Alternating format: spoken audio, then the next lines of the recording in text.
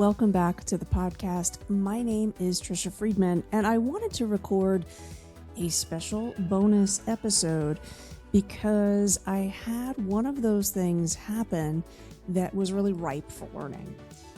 Very recently in the city of Ottawa, where I live, we had another one of those supposed to be once-in-a-lifetime storms. And this meant my wife and I have experienced a flood in our basement. Now, we had another one of those once-in-a-lifetime storms 2 years ago where our basement flooded then. And the thing is, what I was thinking about as a perpetual geek is the difference in terms of how quickly we could get organized, we could prepare, and how better supported we felt by AI this time around, just 2 years later. And I thought that I would walk you through exactly why that is. And I'm thinking about this because I've been noticing online, Wharton professor Dr. Ethan Pollock Malik has been talking a lot about this idea that part of the reason that most people don't understand or appreciate the potential of today's AI tools is that they're not bringing those tools significant enough problems. And this is something that at Shifting Schools, we're always advocating educators do. Take a step away from just the professional problems that you're trying to solve and think about an issue or a project that you're working on. Bring it to AI, see where it can make a difference, because I really think the potential for this technology is ultimately it's going to enable us to bring much bigger problems to be worked on in the classroom. So let me walk you through how I have been using the of Claude Cowork, and Claude Code to assist me in mitigating the damage from the flood. Now, anybody that's been through a basement flood or any kind of insurance claim, you know that when it comes to getting items reimbursed, the process is lengthy. Often your insurance policy is complicated. And so one of the first things that I did was I just started taking pictures of all of the items in the basement that were damaged that I'm sure the to say, yes, we need to replace those. That ended up being about 92 images. We put those into a Google Drive folder. I gave Claude Cowork access to that folder and I said, I want you to think like a CAA, that's our insurance provider. I want you to think like one of their adjusters.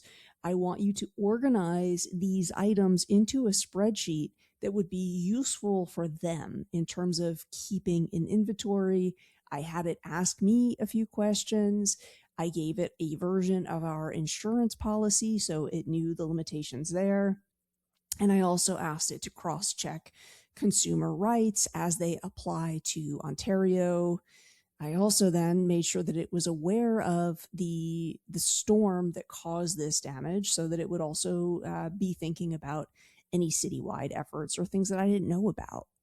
The spreadsheet that it came up with, I mean, I was kind of flabbergasted at how useful it was and how spot on it was, pulling different brands out of the images so that it could locate and it could give the cost. It went ahead and it did the search to find those products online. It provided the hyperlink to that item. I mean, this was a resource it put together that if I had just tried to do it on my own, it would have easily taken me probably 3 hours at least, if not longer.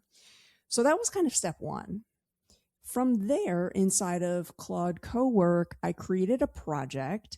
And those of you who have not tried this yet or don't have access to Claude Cowork, a project is basically going to retain, it's going to have memory turned on so that I don't have to be giving it the insurance claim or the context over and over again.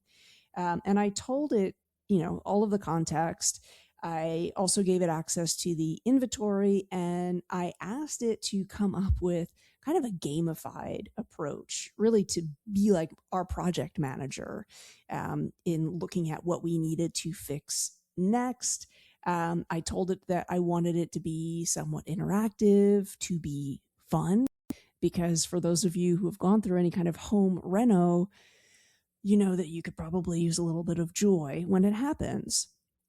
Now, I also I made sure to have it learn a few skills. Now, again, if you're not familiar with Claude Cowork, one of the most impressive things is that you can prompt it to learn a skill. So, a few skills that I wanted it to take on were really red teaming, if you will, to be thinking about what the insurance company is going to fight us on, where they might be trying to save themselves some money, and how we could counteract that. I also had it learn the skill of litigation within the province that we live, to be searching for any precedents, so that, again, I've got a really solid language that I can provide to the insurance company when we are doing any kind of correspondence.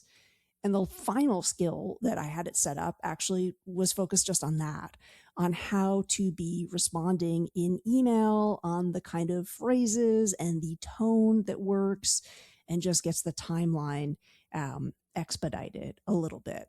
So my project has those three skills.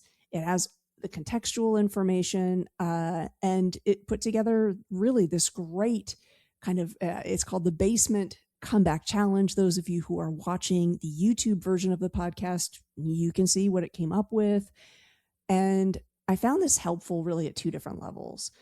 Level one, this organizes everything, gives me some priorities. Whew, okay, that's a great stress relief. But two, it actually found a few opportunities that I wasn't even aware of. So there is $1,000 city grant that I can apply for. It shows me exactly how to do that, where to go, gave me the deadline for doing that.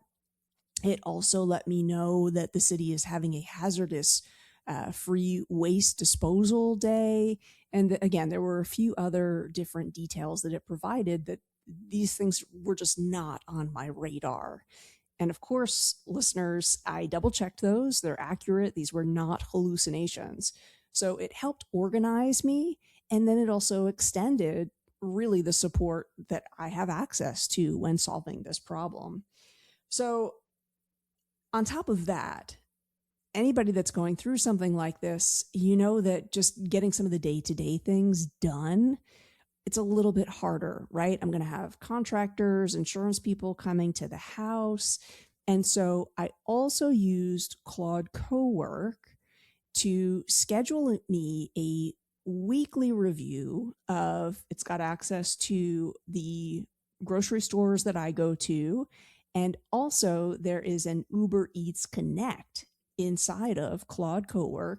So what it's going to do once a week is it's going to scan, and it's going to come up with what is maybe an opportunity for me to get some kind of very easy to prepare, or maybe it's a bulk meal via Uber Eats, so that I'm saving a little bit of time in cooking each week. Because for the next few weeks, I'm probably going to need as much support as I can get, right? So I found that to be really powerful. On top of, again, just having that scheduled for me, I also had a conversation. Dad, if you're watching, my dad he's a great father, and he is a regular listener of the show. We had a phone conversation. I was updating my parents on all things flood, and part of the conversation, naturally, of course, went to, I have finally, listeners, if you're kind of a perpetually online person, you're like, Trisha, that you're kind of late to the party. I finally tried this viral online tiramisu chia pudding that lots of people are having for breakfast. It's high in protein. It really kind of keeps you feeling full in the morning. I want to have good breakfasts during this time. I tried it out. I loved it. My dad is a huge fan of tiramisu. I mentioned that to him, and he said, okay, great. I kind of don't understand how to make it. And I thought, you know what, while I'm working on all of these other things, because within Claude Cowork and Claude Code, you can have multiple tasks going at the same time. I had Claude Cowork then put together a very easy to share, I've had it also themed out around my golden doodle mini, which my parents, they know her, they love her. So that, while I'm working on this, I'm also able to send that tiramisu chia pudding breakfast recipe. It's got the nutritional guidance over to my parents. So again, I have to say, I think this is one of those examples of when I think back 2 years ago to all of the different tasks and the chaos and the stress that we felt going through the basement flood that time versus how differently I feel as a problem solver with this new tier of tools and technology. It's totally different. Now, I think this is one of those examples to talk about when it comes to AI literacy and making sure that we level the playing field. Do I think that every consumer, every citizen needs to know how to use this? I do. When I look at the insurance policy, again, it's very, very difficult to navigate all of that. Using this technology, it does amplify my ability, my capacity to get what I am entitled to and to feel much more empowered. Think about that for a little bit and think about some of the use cases that we're presenting to our students. I think it could make for a great interdisciplinary lesson. Of course, you've got the math of looking at all of the cutting of costs, but there's also a great language lesson in there. When I look at the types of expressions, when I look at the emails that this creates and the way that it words it in a way that it is, of course, pointing to the law, pointing to the precedents, that is super interesting. So again, I hope this example floods you with ideas about how to use AI and gets you curious about if, oh my goodness, I don't even want to say it, but these things do come in threes. If in another year or two this happens again, what might the AI technology look like then? Okay, folks, if you want to hear more or you'd like to have me go through any updates in how I am using this technology or what's going on with my basement, as always, our email address is info@shiftingschools.com. See you again soon.